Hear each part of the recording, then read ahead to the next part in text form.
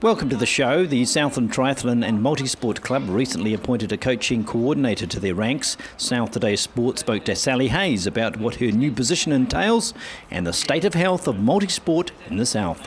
Well, Sally, before we talk about your exciting new role at Southland Triathlon, but tell us about your competitive edge. Are you still on the circuit? Yep, I did a couple of events this summer. It's been relatively quiet, but I'll go back and do Ironman and Taupo next year. What sort of goals have you got for yourself in that event? Oh, to finish, obviously, is the main goal, and anything else is a bit of a bonus. All right, let's talk about this coaching coordinator job. How did it come about? Very lucky to have a new position, part-time position with the Southland Tri Club. It's been work in progress for a couple of years, and thanks to the ILT and for the money that they've contributed towards the role, it's been able to fruition, I guess. All right, tell us what it involves. Oh, lots of things. Obviously trying to grow our club membership, get more kids and more adults involved in the sport, create new events, and just have a pathway for our young triathletes in the region. What is the interest in the sport at the moment? Because it did have a growth spurt. Is it still on the up? Yeah, it's definitely still a growing sport. With it being in the Olympics now, there's definitely huge room to grow in it. What about the sport from schools in Southland? Is it quite an active sport at school level? Yeah, definitely. I guess it's got the three disciplines. So you can either swim, bike or run, and for some events you can enter as a team. So you might have a specialist swimmer at school, a specialist cyclist at the school and a specialist runner at the school, so they can combine and do a team thing, or you might get kids that love to do all three disciplines themselves. It's very popular, isn't it? Because people don't have to belong to a club. They can just turn up and compete. Yeah, they do, yep. And once again, they might belong to a swimming club, but ideally we'd love to get them involved in our tri club as well. So you go out there actively promoting it. How do you do that? How do you get people interested in your particular sport? We're trying to get a women's group up and running at the moment. So obviously mothers or young females that might not have been in the sport before, trying to get a pathway together for them and get them involved in the sport. And then kids through the secondary schools, if we can get them on board at a young age and take them through the sport as well, is great. And I suppose staging events that suit all types of abilities and commitment. Yeah, absolutely. We obviously have a vast range of members in our club and people that do our events as well, from your people that might be their first triathlon and just want to do one and tick that box, or those that go on to do long distance triathlons as well. Right, let's do it. You've got a few people out doing some competitions at the moment, and there's been some success recently. Well, who's out on the circuit at the moment? Yeah, absolutely. We had the Southland Secondary Schools Triathlon Champs out at Winton on Friday, which was awesome. We had close to 200 kids out there competing, which was a growth in last year's numbers again. That's significantly more, isn't it? Yep, that's awesome. And then on the Sunday we had the AMP Kids Try, which was aged for kids between 8 and 14. What sort of circuit do they do in an event like that? We try and keep it as safe as possible for them. So they swim at Splash Palace, they do a 2k loop on the bike, down Tweed Street, down Lindisfarne, down Otapuni Walkway, and then they run up and down Rugby Park. And when you move to that, let's go back to that secondary school level, what sort of test do they have? They've got, it differs for each age group as to how far they go.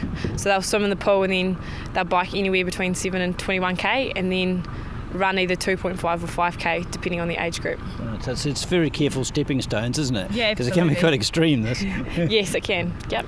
Okay, so who else is heading away to compete for us? We've got a few of our senior club members heading over to Melbourne. Tomorrow they leave to do Ironman Melbourne this weekend, and then next week we've got our secondary school students heading away to the Nationals up in Gisborne. And how competitive do you think we are on a national scale? We've definitely got some good athletes coming through, so look forward to seeing their results next week. Do you go out and headhunt people? Do you look at the good swimmers in the race and sort of encourage them to maybe spread their wings a bit? Not yet, but ideally you don't want to push them into the sport. You want them to enjoy it and then get involved because they want to do it, and that way they'll be doing it for years to come. And what about, I think, masters? Have you got some master competitors? Yeah, absolutely. We cover all age groups, so that's one really good thing about triathlon. You're never too old to swim, bike or run. Right. So what's the next event on the calendar down here? We've got our last summer hit out on Sunday, the April the 13th. So that could either be a triathlon or a duathlon option. And what about over the winter? Is it sort of a bit of a lull in competition because of the weather? No, definitely not. There's never a lull. We've got our Wensley's Winter Duathlon Series happening out at Tiratonga again. So that incorporates a duathlon and a multi-sport race. So if people want to join, or what's the best form of contact, do you think, in order to make that first step? Probably best to check out our Tri Club website, www.southlandtriclub.co.nz, and it's got contact details for myself. You can sign up for our club newsletters. You can enter events from there. Yeah, there's all sorts of things you can do from there. Do you actually have a base, like a club room, so like a traditional club, or is it sort of just an internet club, for want of a better term? We have ad hoc committee meetings, and we open them up to our whole membership.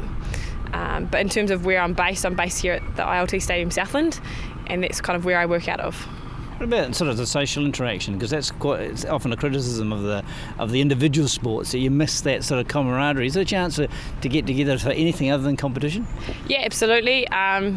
You'll see a few of them sitting down at Splash Palace in the cafe there after a hard swimming session in the morning, having a coffee, go out for lunches, not regularly, but as catch-ups with your training groups and whatever. So there's definitely room there.